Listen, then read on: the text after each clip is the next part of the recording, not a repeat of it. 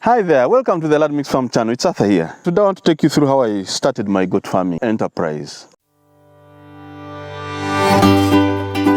It's very important to know that there are three basic components that you must have to be successful in goat farming. First, you must have enough pastures. Second, you must have good management. Third, the genetics, the breed that you'd want to go for. So in my case here, I was able to identify some land, because for me I'm doing free range, much as I'm also planting some pastures that I can also be able to use during those lean periods. For instance, here we have the challenge of bush burning, so that's why I tend to do some pastures that I can try to harvest and can supplement for a few days when the grass are regenerating. But basically here I practice free range, whereby we take the goats to the field, they feed and come back. So I was able to set aside part of the land to be able to start with to rear these goats. My challenge, of course, being in a farming community, my neighbors have gardens, so it is a challenge because I've not been able to fence off yet. That's something I'm still working on, to be able to fully secure the grazing fields adequately. So I was able to set aside at least around 20 acres or so for free range. Then I managed to erect a simple shelter. This I did by using the available resources. If you can see behind me, I used these used iron sheets to put up the structure and also got some poles. I planted along the certain gardens, I planted the Melia trees. They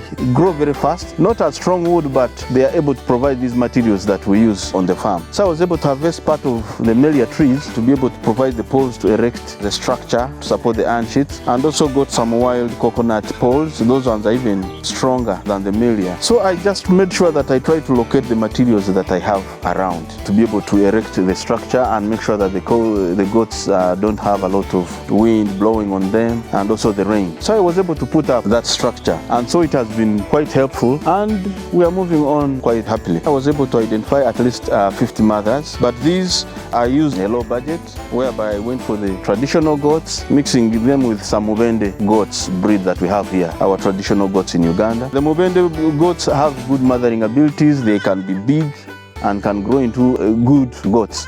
So I was able to identify 50 mothers. Some were well grown up, others were a little bit young. That was some mistake I made, but at least I got 50 mothers, and that's what I'm being able to start with. And so after I was able to identify 100% Boer buck as the main he-goat in the herd to be able to mate with these goats that we have here. For the females, I bought them 120,000 each female, but for the male he-goat, the pure one, I had to part with 3 million shillings to be able to get one good quality he-goat from some of the reputable farms here. So it can help you have an idea of the kind of money that you need to have around to be able to start this enterprise.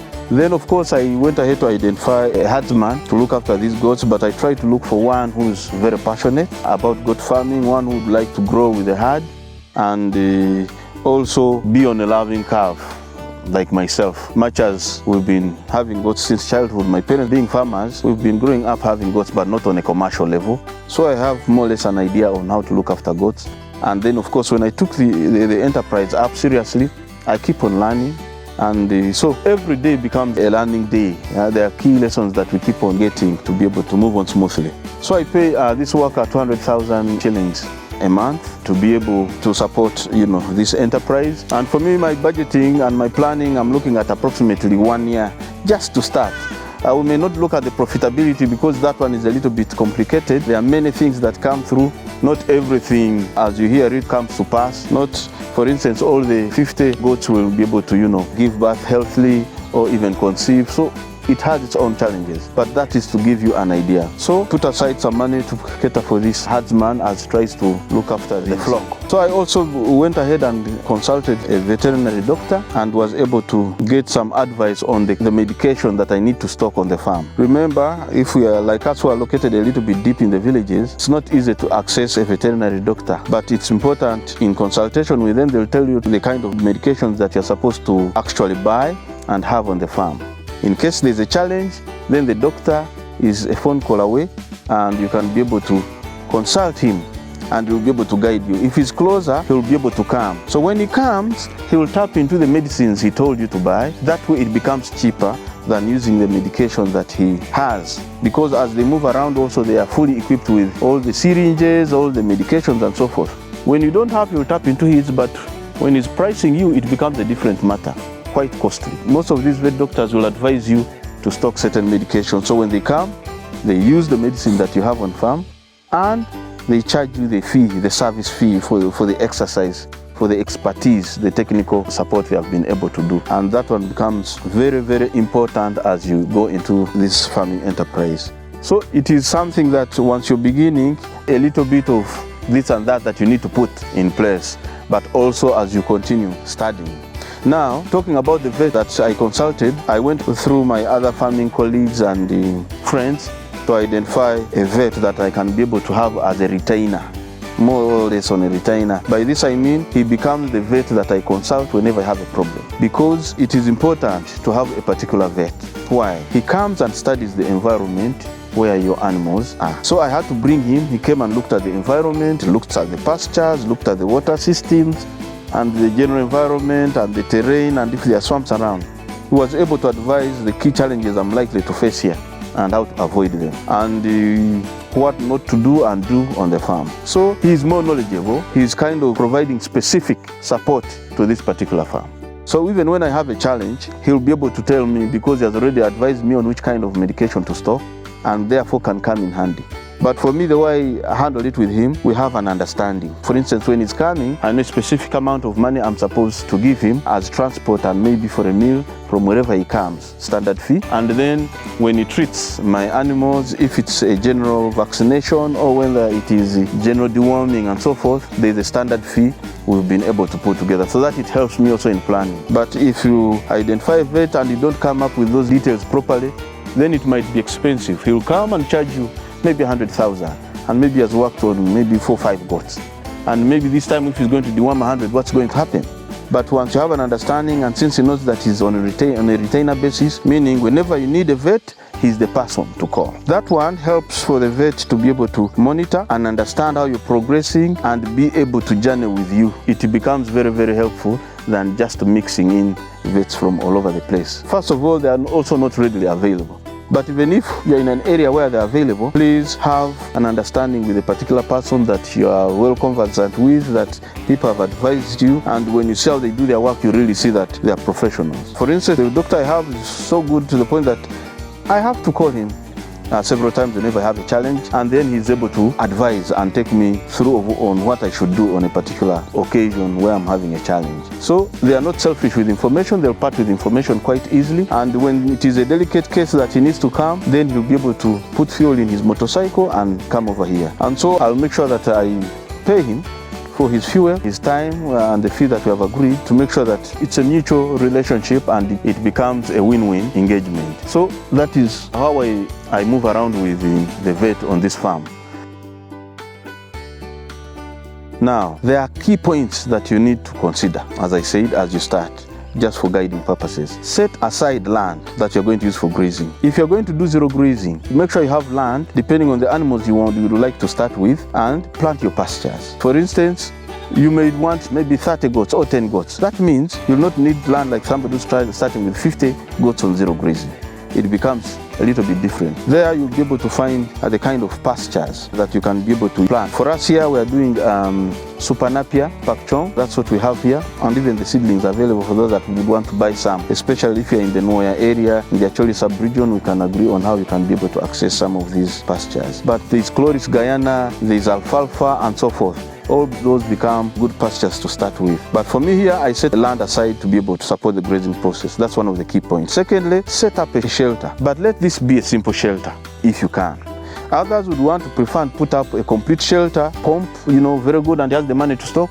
That's okay. But if you have limited resources, for me, my priority is to make sure that I have the animals first. I cannot put up something magnificent when I don't have what to store in there. So I make sure that my priority is the animals, and I put up a simple shelter. As we grow, as we improve on the herd and the numbers, then we can see how to also expand on the structure, but also improve it. So it's important that you also use a simple shelter using the available resources. The only thing you might incur may be things like nails, a hammer, and so forth. And so if you have those, you'll be good to go. Try to identify what you have, as long as you are sheltering your goat from excess wind and rain. Then identify mother flock that is going to be your herd to give you kid goats. For me, I was able to start with the local and traditional Mubende goats, 50 in number, and be able to see how I'm progressing with that. If you have the money and you would want to move at a quite faster rate, you could be able to maybe invest in getting good crosses or pure, but those are way high. Find yourself parting with around 500 to 800,000 each female goat, which is a cross, not even 100%. But that one also, when it gives birth, the kids will grow very fast. But if you want, for instance, to start with 100 goats and you want these ones of a certain percentage and it's costing 700,000, you might find yourself parting with 7 million shillings to be able to buy 100 goats. So if you can't manage that kind of money, then just go for the local breeds and see how you can bring in a pure back, a he-goat, to be able to transform this herd gradually as you move along. Then identify a vet, as I told you, that is going to provide the consultation. When you reach out to them, they'll be able to tell you what to do. They'll be able to visit your farm, they'll come and inspect and tell you the do's, what you should do, what you should avoid, what you should skip and what you shouldn't skip as you try to juggle around your limited resources to grow your herd. It's very important to have a vet, and it's possible to have them on a retainer. For me, a retainer is not that I give them monthly income, no, it's that when I want their service, it's them I call. If I want to do some routine treatment, it's them I call. So they are guaranteed that among the list of farms they have, I'm one of them, and so it builds that trust, and therefore you have a mutual understanding, agree on what would be the cost. If it's coming for as transport, what is the standard fee, and if he comes to treat your 50 goats, maybe deworming and so forth, he will also tell you how much, just a block fee that you can give. But remember, you're also supposed to be learning, and as you get these skills, learn to do it yourself. And in some cases, for us, when you are doing deworming, we don't call you. We do our own deworming. Certain vaccinations that are simpler to administer, we do it ourselves. When goats are giving birth and they are struggling, we do that ourselves. So we've been able to learn, and we consult him and is willing to support. So you only get in touch with him on those cases where it is very complicated and you cannot. But goat farming is something that you can really continue learning about, but you have to have courage. Some people fear handling certain situations. The goat is pushing and it's in labor, it's in pain. You find the person is quaking more than the goat that is giving birth. You will not be able to. Then you have to identify people that are strong enough to be as herdsmen to support that process, but as you also pick the courage to take on the challenge. Then identify medication that you need to talk in consultation with your vet doctor. He will tell you the kind of medications. First of all, you have the acaricides that is more or less a given, because you have to spray your goats every week, for instance. They also deworm after a month or two, depending on the seasons, whether it's a dry season or wet season, and the kind of worm prevalence you normally have on your farm. So once you stock all these medications, you are able to tap into that when there is a challenge, and maybe there is a flu, maybe there is cough, maybe there is an abortion. He will be able to tell you which medication and what meals to administer to a particular goat. Then you have to set aside some money. Remember, now you have a herdsman that you have to pay. A vet doctor is also coming, you are going to pay them. So you need to have some money aside that you are going to use to help you move along for this particular year. Then it will help you as you juggle along. But I would advise that as you do this, especially make sure that you are into maybe mixed farming. That's what we do here. If you are into goats alone, maybe you're having some other income, steady income elsewhere, but you're not going to make profits from goats in the first, say, 2 years, because you're just growing the numbers. So meaning you're releasing more money, but you're not bringing in. Maybe the he-goats, if there are many and you have castrated some, or you're eliminating and removing some mothers from your flock that are maybe not performing well. That's the bit of income that you can get. But if you are to manage, make sure to do mixed farming, make sure you get some money from the other enterprises, or have a steady income elsewhere, and maybe graduate to full-time farming when you can. Then lastly, endeavor to do constant visits to other farms. It becomes very, very good for you to learn. You might think that you're doing something very well when you're actually not. Or you're doing it, but you could do it better if you visited other farms and you see how they're doing it. It will help you cut on the cost, and in some cases you'll even find where you're even performing better than the other farms you're visiting. And so you keep on learning. Ensure to get in touch and join various forums. There are various farming forums. Once you are into those various forums on Facebook and on WhatsApp, they like sharing a lot of information, but you're also able to post and ask questions, and the general members that are part of that forum are able to come on board and answer your question. And there it helps you move a little bit smoothly without too much hassle, without much anxiety on what could happen. And so as you move along, you find yourself becoming well experienced. Of course, learning never ends, but at least you'll be at a point that you're comfortable, and also provide support to the people around you as you encourage them to do this venture. Thank you very much. If you consider this information helpful, why not? You can consider subscribing. And our regular subscribers, please, thank you so much for joining with us. We are free to receive your comments, suggestions, pieces of advice, and we shall be able to respond and be able to journey together. Thank you.